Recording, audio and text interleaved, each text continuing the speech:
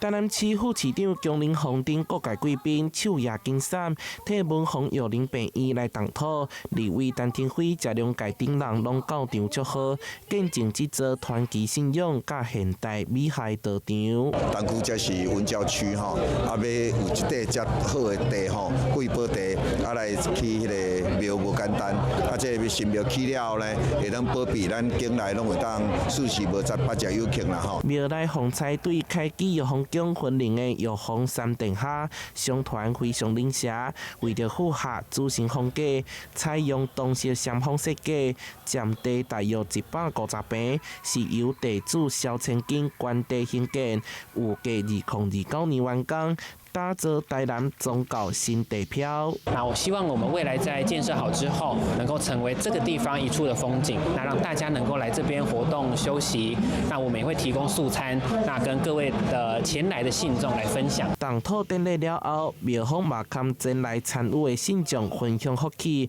除了會當跋杯，有機會甲象徵吉祥的龍寶寶，甲開運的金傘揸登去，同時發送限量發財金，內底是3塊美金，透過空間中心的現代化轉型，究竟宗教信仰甲少年世代距離。台南新聞社會採訪報道。